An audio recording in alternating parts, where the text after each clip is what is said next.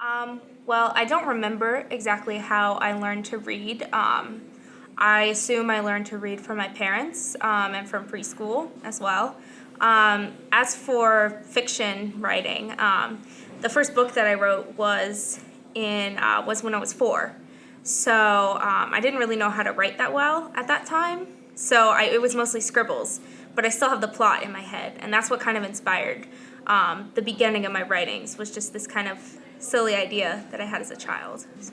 I guess reading would be in my early years in preschool from my parents and reading this children's novels.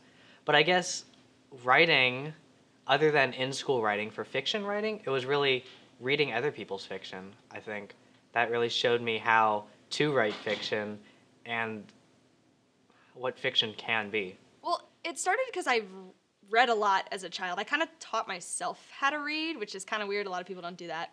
I taught myself how to read, and then because I read so much, like I had a lot of different experiences with reading, and I just was like, wow, this is cool. I want to do this. I want to write one day. So that's kind of how that got started.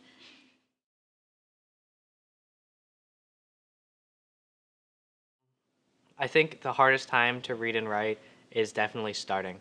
Uh, Starting a piece is the hardest because just getting the idea of it and sticking with that idea through the days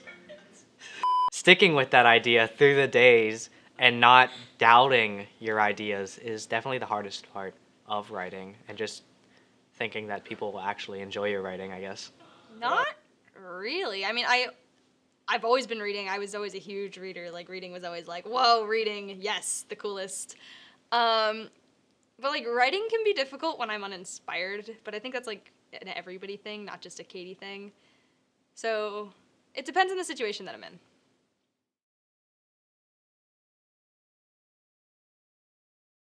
I think it's definitely caused a disconnect between not just me, but between a lot of people and how they write formally. So a lot of times, like text lingo, if you will, can kind of be integrated into how we speak and how we write, which isn't always a bad thing, but isn't always a good thing as well. I guess social media, I guess, could make it harder to read because you can get distracted easily. So basically, I just turn off my phone when I'm gonna read. But for writing, um, I don't think it's really changed my writing at all. I mean, I guess topic wise, it would change your writing. You could write about different things, but I don't think content wise or if it's lowered my quality of writing, I don't think it has. Okay, well, this is gonna sound really nerdy, but I follow a lot of authors on Twitter, and they always give me really great book suggestions, and so that's a lot of how I figure out what to read next and what I want to read. And social media doesn't really impact writing so much as it does reading. So I do a lot more with reading on social media than writing.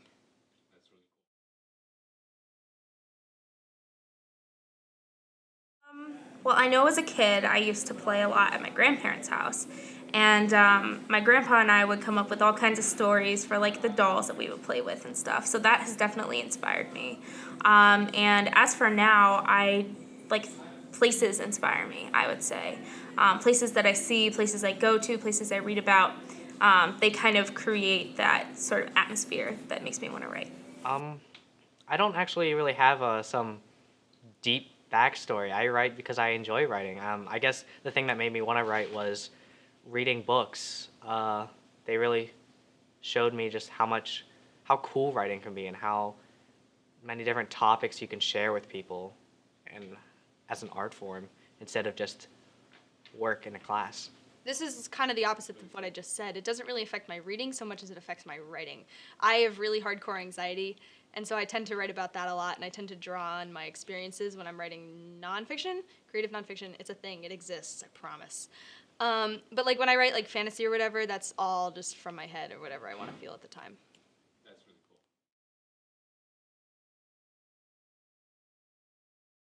Well, I will say that there are many books that have changed my life, but the big three are Jane Eyre, Les Mis, and Neverwhere. And so each of these books are, they're very different in their own ways. But, Jane Eyre I just love the story. Les Mis is, of course, a masterpiece in a lot of different ways. And Neverwhere is just the characters are great, the story is great. It's just, I don't know how to describe it. It's great. I think 3 big books that I read that really influenced my writing completely is Ficciones by Borges, Jorge Luis Borges.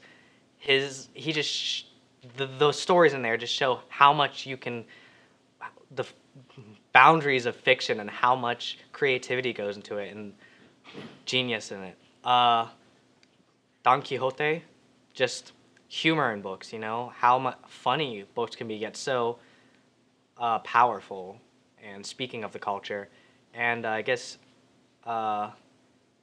Infinite Jest, because it shows you how powerful language can be and complex, but yet so touching and near to people and important emotionally, I guess, to people. Okay. Well, my favorite author, her name is Victoria Schwab. And she writes about monsters a lot and the idea of what it means to be a monster and how humans are monsters and monsters can be human. And I always thought that was really cool, and I was like, whoa, you're really self-aware. So she's been my favorite author for a really long time, and that's what I like about her writing. Okay.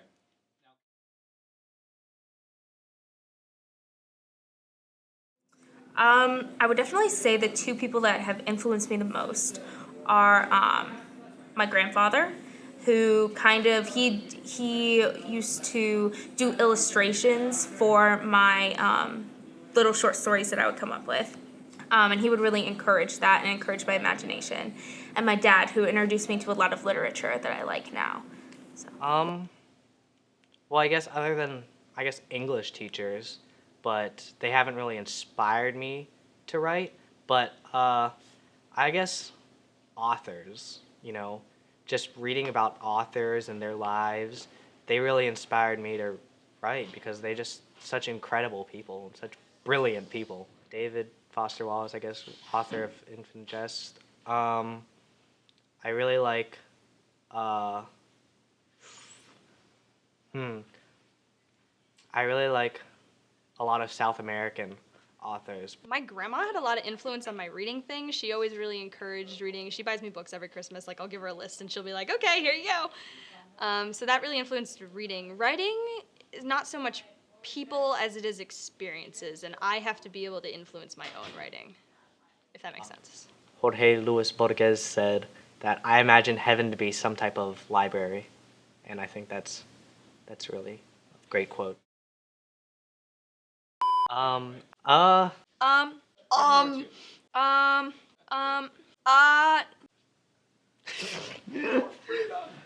What?